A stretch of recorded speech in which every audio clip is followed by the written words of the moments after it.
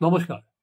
এ রাজ্যে আপনাদের সামনে আমি যদি জিজ্ঞেস করি শিক্ষার কি ছবি আপনাদের সামনে আপনি যদি চোখ খোলেন উঠে আসে, তাহলে হয়তো অনেকেই বলবেন কেন ওই যে একের পর এক মন্ত্রীর দুর্নীতি, অলরেডি প্রাক্তন শিক্ষামন্ত্রী পার্থ চ্যাটার্জি জেলে, একাধিক শিক্ষাকর্তা জেলে, নানা রকম আধিকারিক জেলে, এবং তাদের চার্জশিটে দেওয়া হয়ে গেছে, তাদের বিরুদ্ধে চার্জ ফ্রেম করা হয়ে গেছে, এখন বিচার প্রক্রিয়া পুরো দমে চলছে।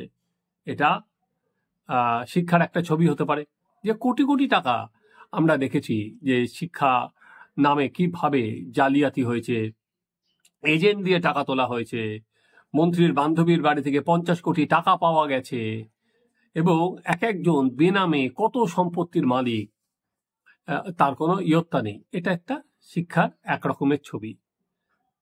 আর একটা ছবি পাশাপাশি আমরা কি দেখছি, আরেকটা ছবি দেখতে পাচ্ছি যারা মেধার ভিত্তিতে পরীক্ষা দিয়েও যারা বঞ্চিত হয়েছেন সেই ছাত্রছাত্রীরা কিন্তু আজকেও তাদের রাস্তায় তাদের লড়াই তারা চালিয়ে যাচ্ছেন। তারা জানেন না যে কবে তারা চাকরি পাবেন। এখানে এখনো পর্যন্ত তারা পরিষ্কার নয়, কিন্তু তাদের একদিকে যেটা দেখতে পাচ্ছি, দিনের পর দিন বছরগুলো কেটে যাচ্ছে, দিনগুলো চলে যাচ্ছে।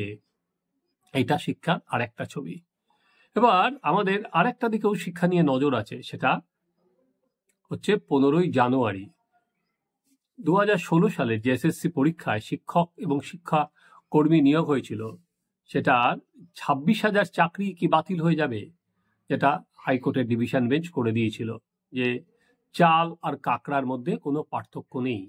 এবার সেটা সুপ্রিম কোর্টের প্রধান বিচারপতি বেঞ্চে 15ই জানুয়ারি রায়কে কি সবই বাতিল হয়ে যাবে, সেটাও শিক্ষার আরেক ছবি। এই ছবিগুলো তো আপনাদের কাছে পরিচিত।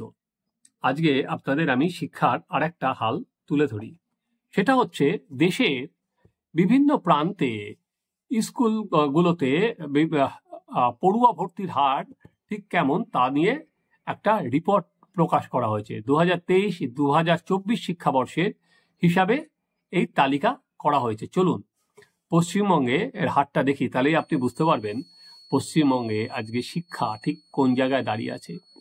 পশ্চিমবঙ্গে গত শিক্ষাবর্ষে 3,000-এরও বেশি 3,254টি স্কুল রয়েছে যেখানে কোনো পড়ুয়া ভর্তি হয়নি, সম্পূর্ণ ছাত্র শূন্য।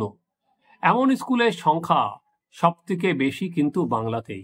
ওই যে একটা স্লোগান আছে না, এগিয়ে বাংলা, এই হচ্ছে এগিয়ে বাংলার উদাহরণ। অথচ কোনো পড়ুয়া না থাকা এই স্কুলগুলোতে 14,627 জন শিক্ষক ছিলেন। পড়ুয়া নেই 14,000-এর বেশি শিক্ষক।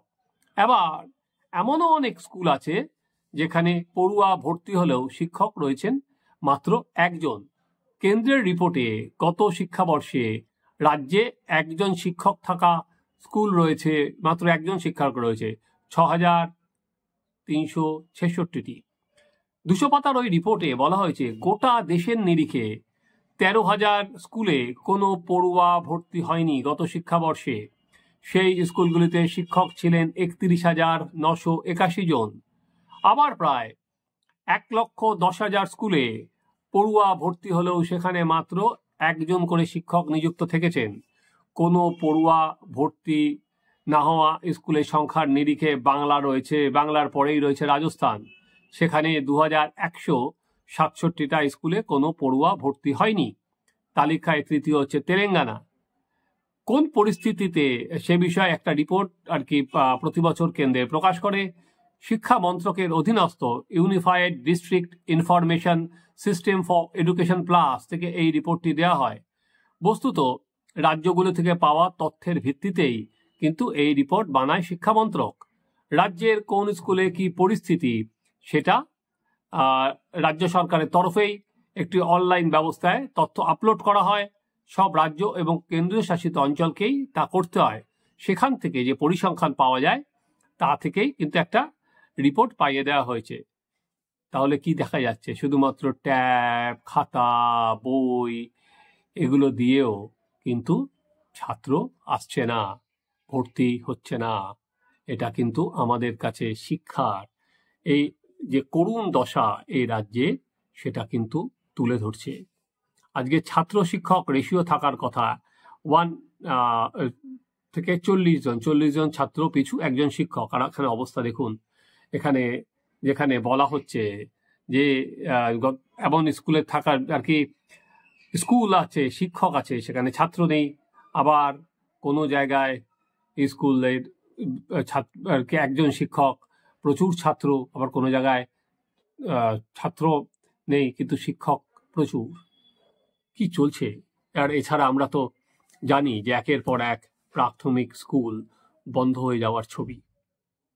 জেলায় জেলায় প্রত্যন্ত গ্রামগুলোতে একের পর স্কুল বন্ধ হয়ে যাচ্ছে, সেই ছবিও তো আমাদের চোখের সামনে ভেসে উঠছে।